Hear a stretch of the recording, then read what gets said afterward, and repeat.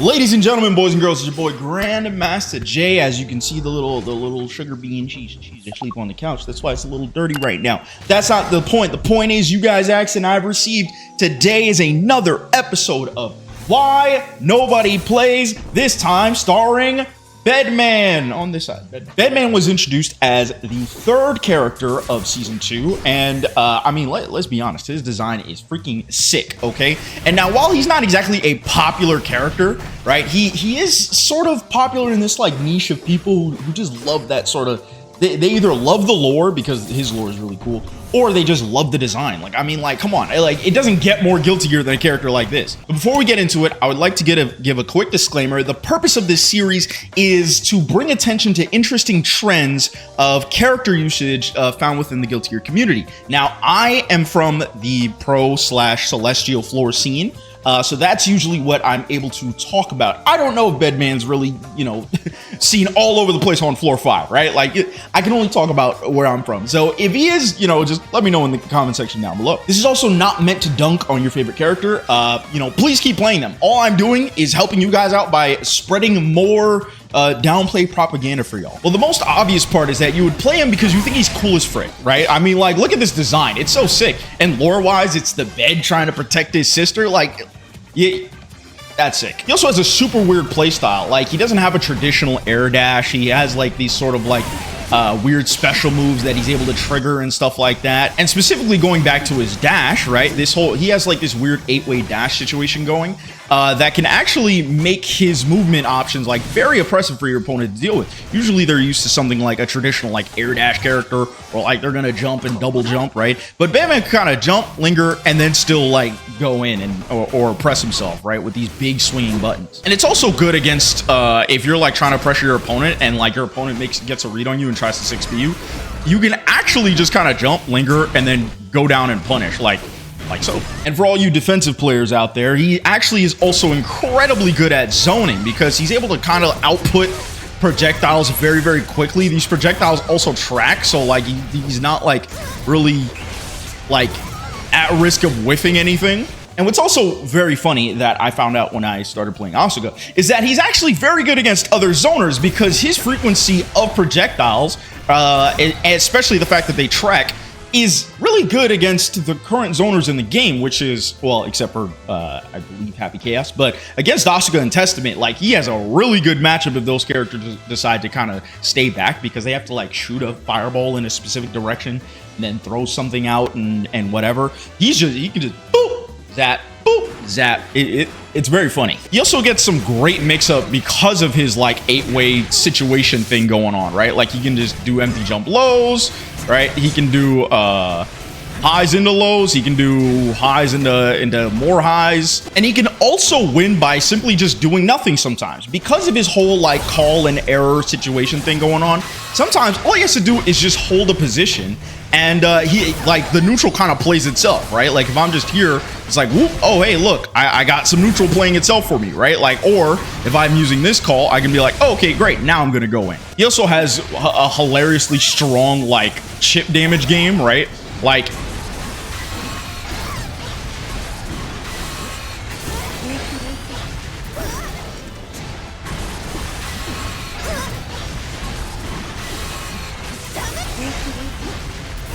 yeah, like his chip damage game is actually like mad funny. Not only that, but he did also receive some quality of life buffs as well. For example, now after his 2Ps, before he was not able to do anything off 2P, which is kind of insane, right? I guess they were expecting us to just do this, but now off of his 2P, he can always go into a confirm, especially or yeah, even at the farthest ranges. He's also a tanky boy. I mean, like, all that size ain't just for nothing, right? Like, he could definitely take some hits. Being a big boy as well, he also has White Wild Assault, which, I mean, like, White Wild Assault definitely got buffed, but, like, we'll kind of get into why his is a little whack. Speaking of whack, that is a perfect segue to go into why wouldn't anybody play him? Going back to the first point in the positives is actually his playstyle and design, right? I mean, a big giant floating bed doesn't really sit well for the people who are trying to either be a self-insert or trying to play the character that they like to hug, you know what I'm saying? Also, you know, his pressure is just a little weird, right? Like,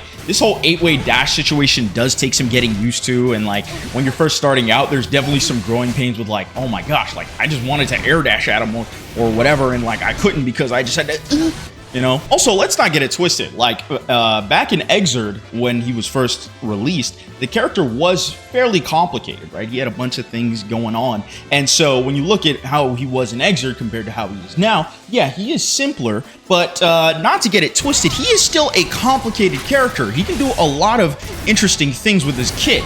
Like, as you saw, I was able to do those, I guess, guard crush loops because I was able to manage the timing of my resources at the right time to be able to shoot another resource. He has a lot of nuance. Like, let's make no mistake, he is a complicated character, a character more so on the complicated end of the spectrum. And not a lot of people are really ready for that kind of commitment. And the reason why people might not be ready for that commitment is because his pressure is kind of hard, right? Like, even if I just make the opponent FD everything, right?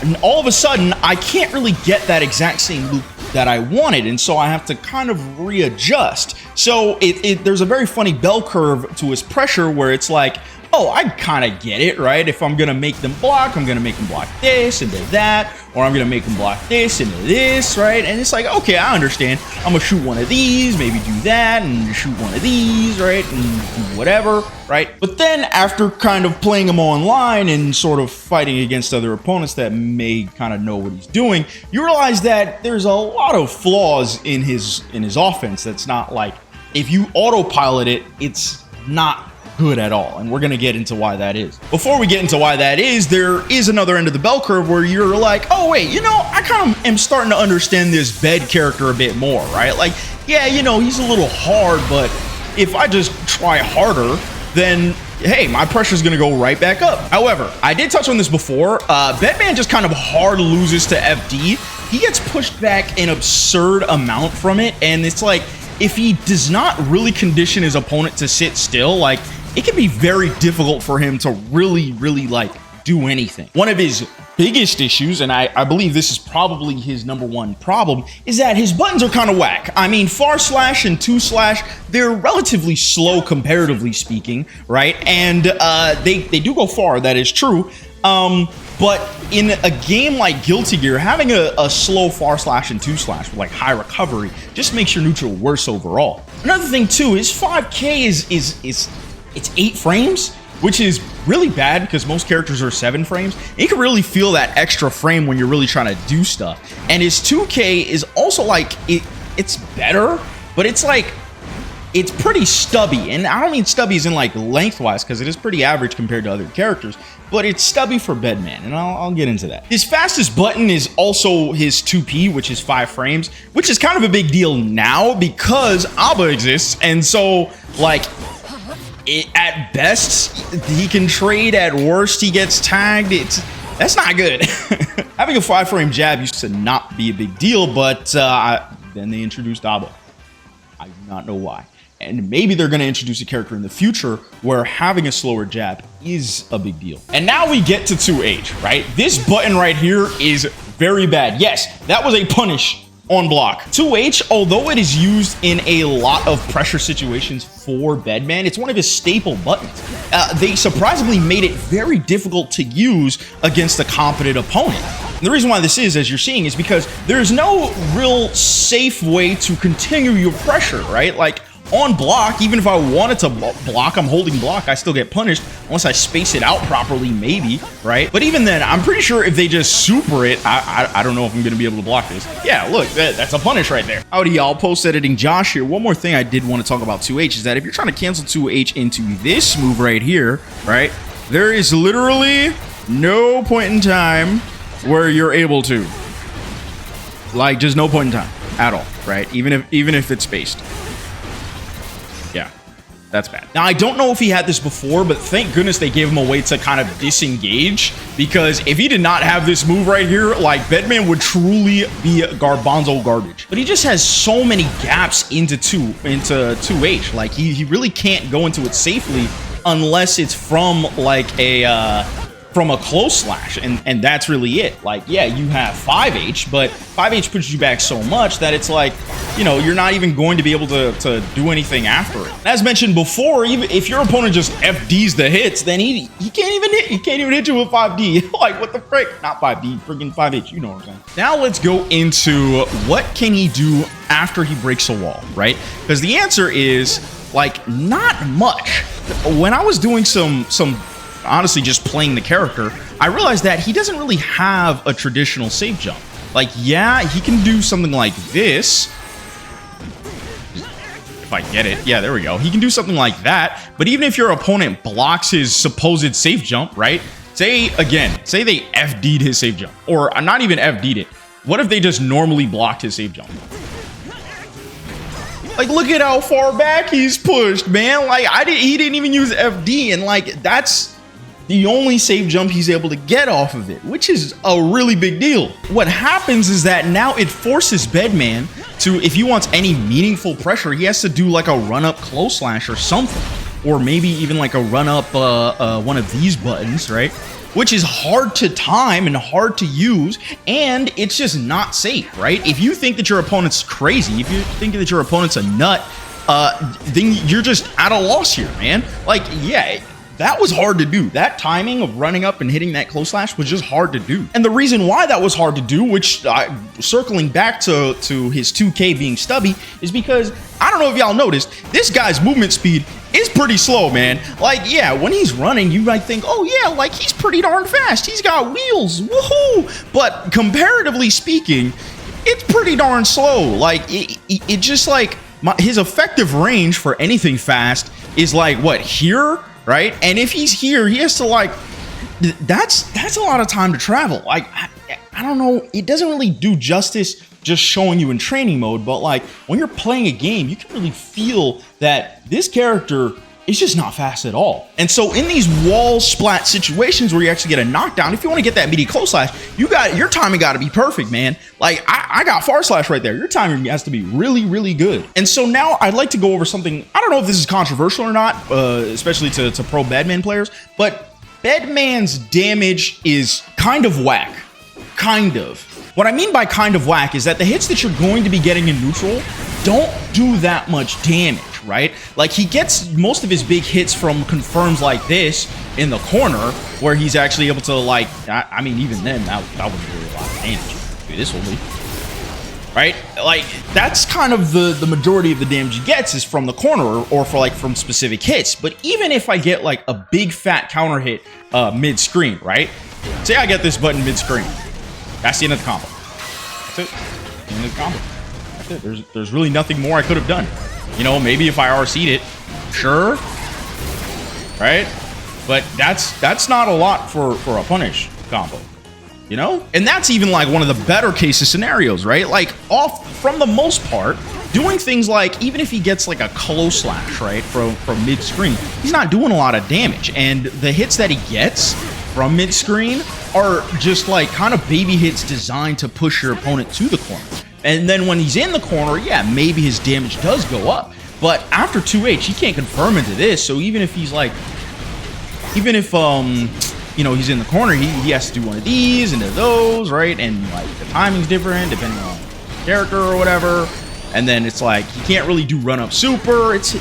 There's a lot. For a big-bodied character like Gold Lewis, Nago, and Potemkin, right? He is the character that makes you explode the least. Sure, he can make you explode if you're not blocking a certain hit, or he manages to frame trap you a certain way, and his blocking pressure is very good. Even if you don't press a button, he's still able to deplete a lot of your health.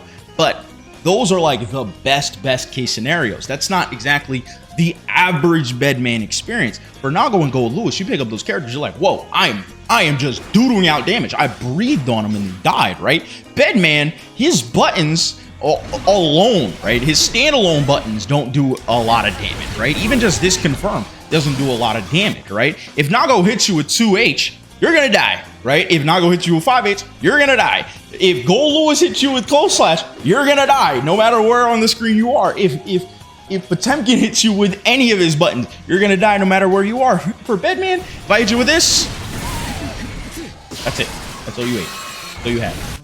If anything, it's better for him to just get a throw, because then at least he can go for something like this, and if you don't block it, it's like, oh, cool, right?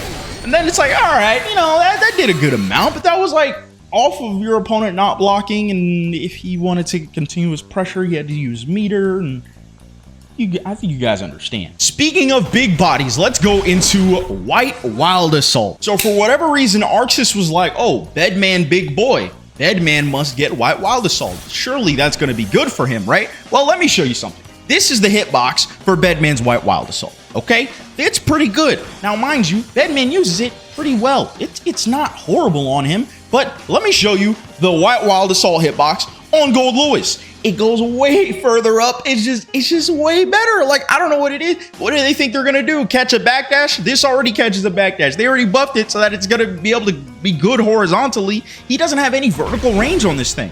Not only that, but he also doesn't get anything off of it. Say I hit White Wild Assault here. What do I get? Right?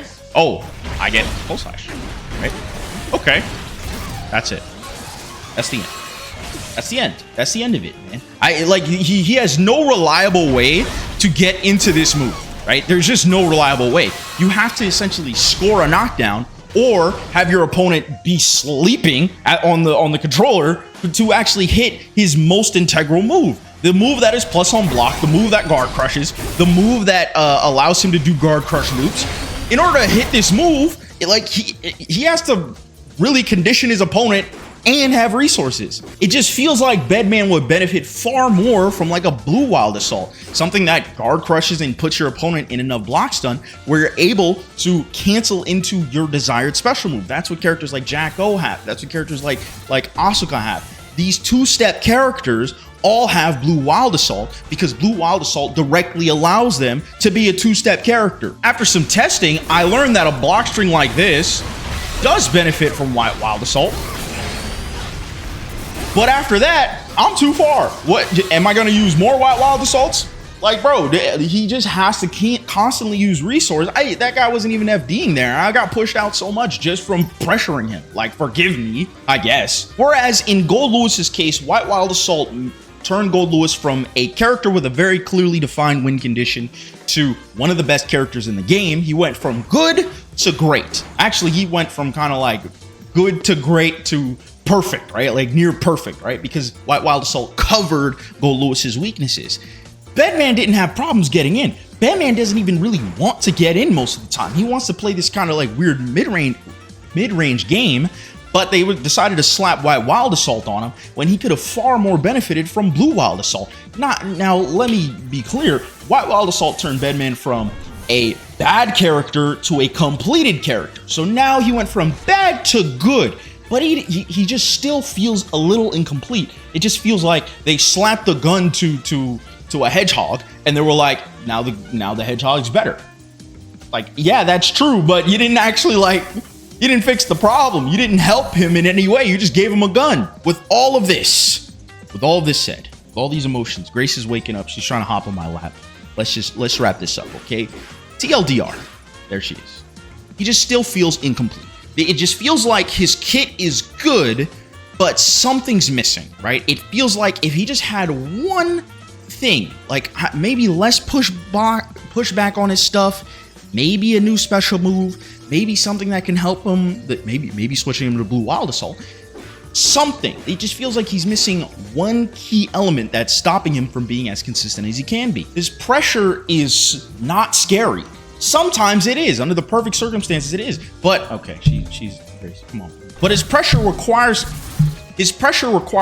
both conditioning and resources, not just one or the other, right? He requires both of those things, and that's just not good. Also, having a lack of a reliable, scary, safe jump off of a post wall break, it just hinders his ability to close out rounds very safely. Not only that, but for a big bodied character with White Wild Assault, his on average interactions are very low damage, and he's a character that just hard loses to good defense. Usually some of the better characters, they have good enough offense that even if your opponent has perfect defense, they're still put in a scary situation. Bedman, he does not have good enough offense that if your opponent has perfect defense, they're put in a scary, they don't really care, right? They can just sit there and block unless you have resources. Then they're like, you know, now I have to FD, God forbid, right? Like, and that's it. That's the only like thing that's stopping them from pushing you out is just pressing FD, the move that the game is centered around. Like, what? That's it, guys. I'm not gonna harp on it anymore. If you agree with me or disagree with me, please let me know in the comment section down below, along with the next character that you would like to see in the next episode of Why Nobody Plays. Thanks for watching. Peace.